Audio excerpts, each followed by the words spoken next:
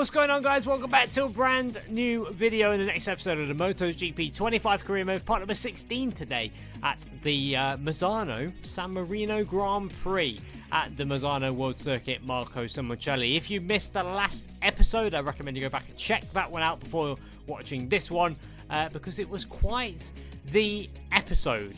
A bit of transfer rumours though to kick things off.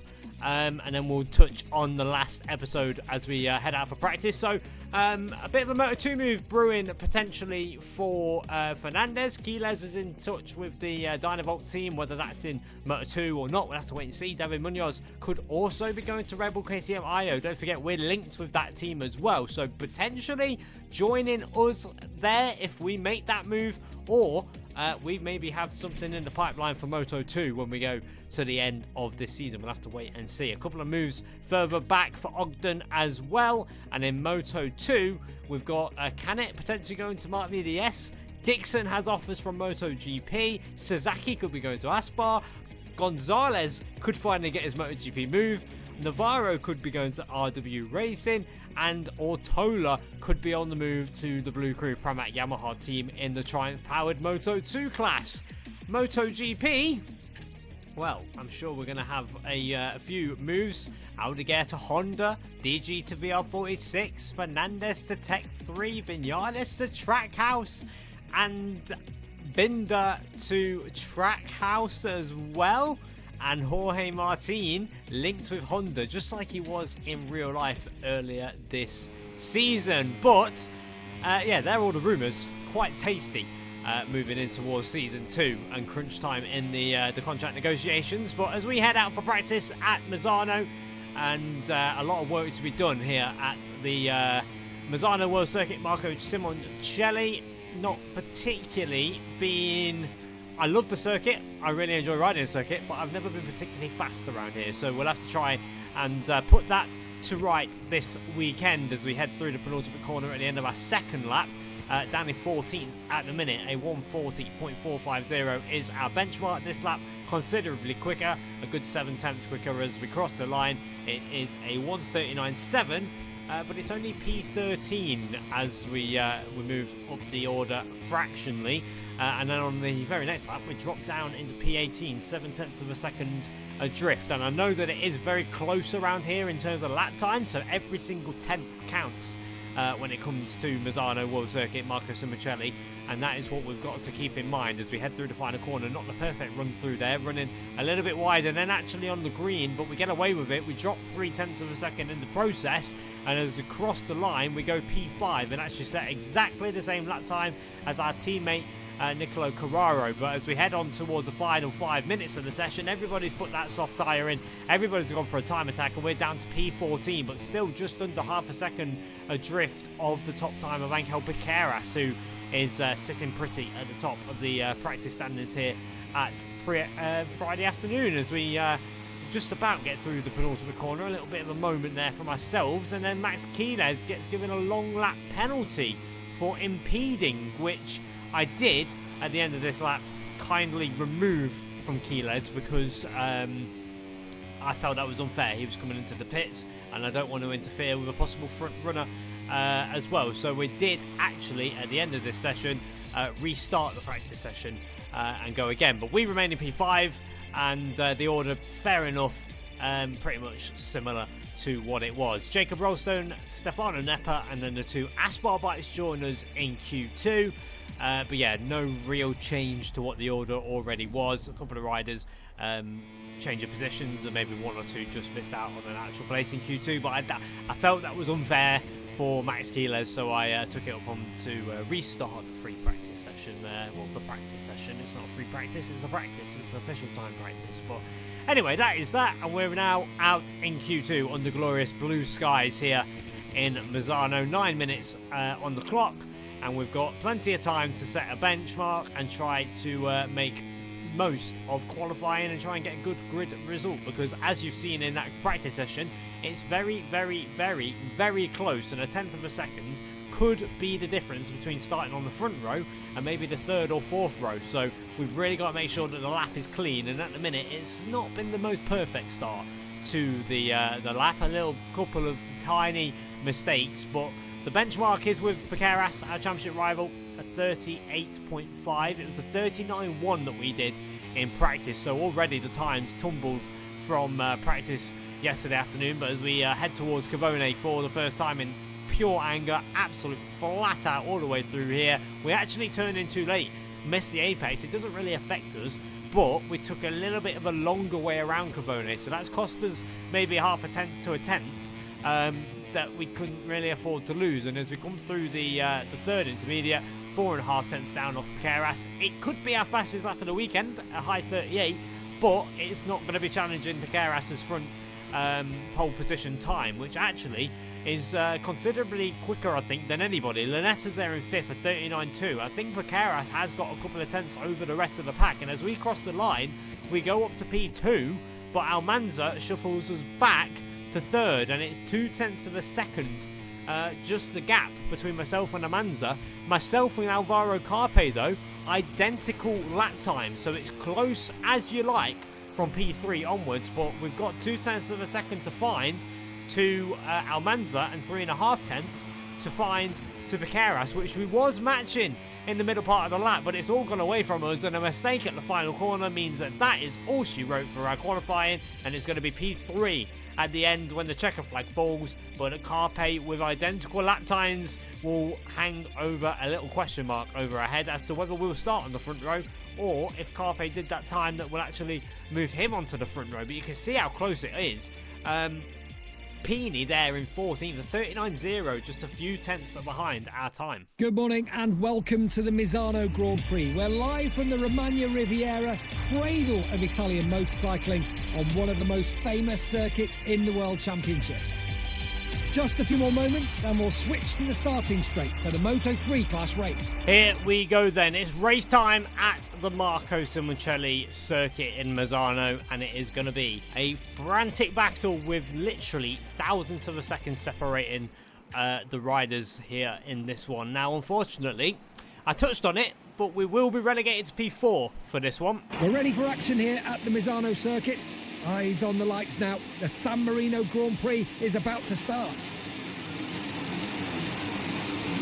So 4th on the grid, head of the second row here for the Misano World Circuit, San Marino Grand Prix. Let's see what we can do as the lights go out and we are racing, and it's not the best start in the world. We're getting swallowed up a little bit. We've got Kelso coming up on that right hand side, but on the brakes we have to avoid the back of Bertelle and then Quiles, who is there up inside the top 5. So I'm glad that we did reverse his long lap, because that would have been a bit harsh for him to have to serve that. But we are back into P4. We get back up into our starting position, which in the end is actually, we haven't lost anything too much as we run into the back of Alvaro Carpe as we head through turn number 4 for the first time, the Rio corner, and then switching left for turn 6, and then it's all about getting the power down the back straight towards La Quercia for the first time. But crucially, it is Piqueras who leads. It's Almanza in second, who will be trying to do Fernandez a favour, who is nowhere to be seen inside that top 9 at the minute.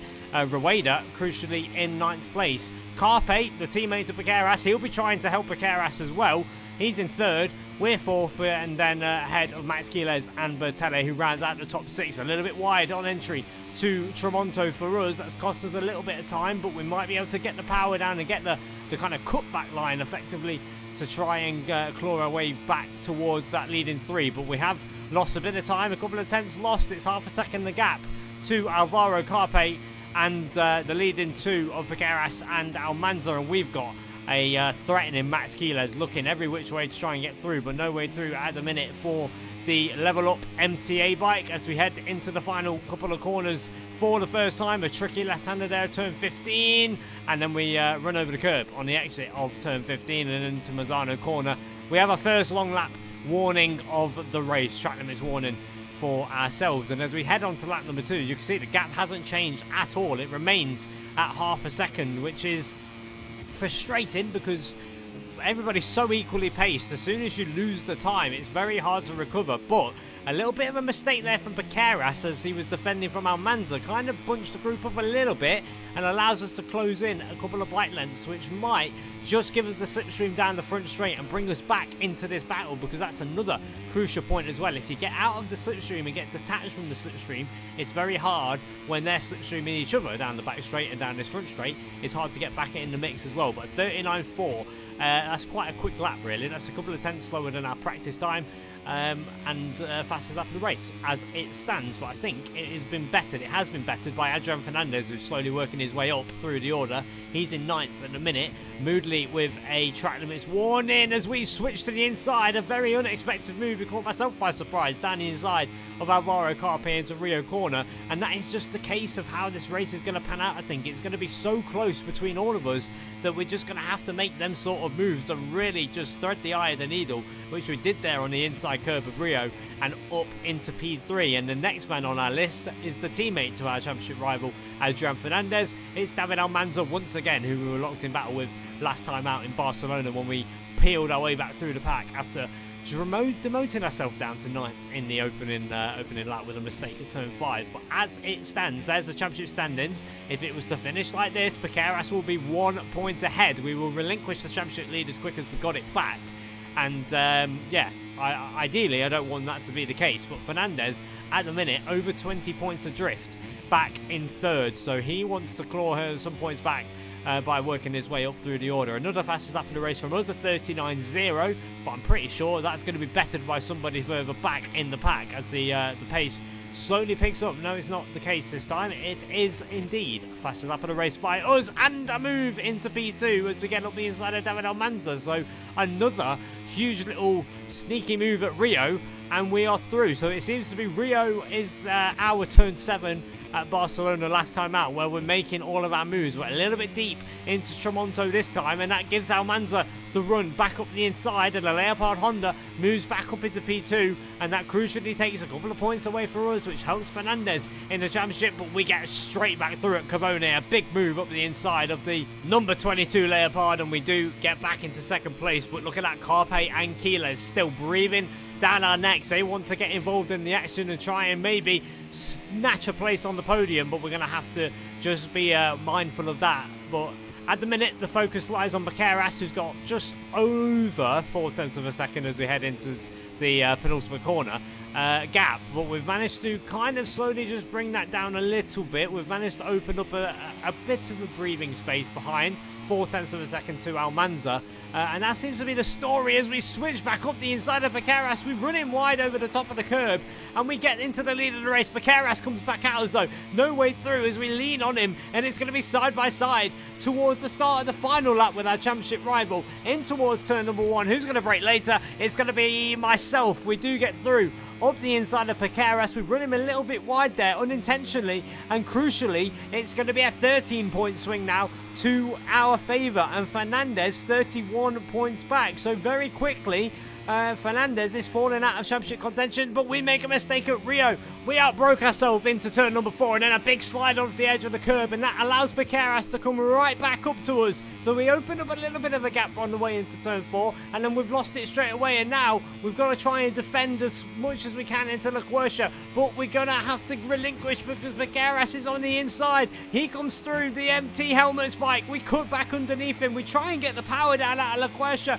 We're side by side again with Baqueras. We're going to try and switch back into Tramonto though, up the inside of that rival. We run it wide though, and off the track, and we're going to now drop down the order surely. Yes, to 3rd as Almanza, ever the optimistic, comes through, and he's now going to try and challenge for the lead because Baqueras is slow on exit. Almanza looks to the inside at Cavone, but no way through as we look from the helicam. We clawing every single 10th back as possible as we head through these fast right-handers. We look to the inside Almanza. He lets the brake off and runs into the back of Baqueras. Down in towards turn number 14 though. Almanza runs wide. We hold a tighter line. We cut our way through. We're going to go over and under and try and repeat the move that we did on Baqueras a lap ago. No way through, and it's going to be a final corner dive up the inside of Baqueras, side by side. We run him out to the edge of the curb, and it's going to be a drag race to the line. Who's it going to be? It's us. We get the victory in Misano. We do what we couldn't do in Barcelona, and we stand on the top step, and it's back-to-back podiums for the first time in quite a while, and it is victory over our rival. Almanza finishes third. We've got to look down the order to find Fernandez and Rueda, who finish that one in P, where are we? Go on, keep going up. P8 for Rueda and 9 for Fernandez, and that drops them 31 and 46 points back at the end of the Misano weekend. It's 13 points though, the lead that we've got over Angel Piqueras, which I'm sure he'll be looking to bring down. So we need to make sure that we limit the damage done in the championship by Piqueras or continue to extend the lead. But what a crazy final lap there. A big last corner move to decide maybe the outcome of the Moto3 World Championship. Could that have been a pivotal moment there? We'll have to wait and see as we head towards the end of the Moto3 season. The camera is taking us into Parc Fermé to see the race winner, who is rightly celebrating with his mechanics. If he continues like this, it will be difficult for his rivals to keep up with him. So there we go, back on the top step, backing up a second place finish in Barcelona last time out, and it is our first win since Sachsenring a good few rounds ago. We needed that win, we needed that victory to take some points away from Piqueras, and we managed to come up with the goods at the final corner. A very, very close move at the final corner. Piqueras will probably be sore after that one. He'll be hurting inside, but it is a second win of the season. It's 7 podiums, 2 fastest laps of the race now, and 4 pole positions. So it's the stats aren't particularly in our favour. Just 2 wins after what is 16 rounds of the championship. But hopefully with the podium in Barcelona, the victory here, we can now kick on and add to that tally as we head towards the end of the season. Next up though is the first of the flyaways for round 17 in Japan. And until then, I'm going to love you and leave you. So thank you very much for watching. Hope you enjoyed. Like, subscribe, and I'll see you with a brand new video very soon.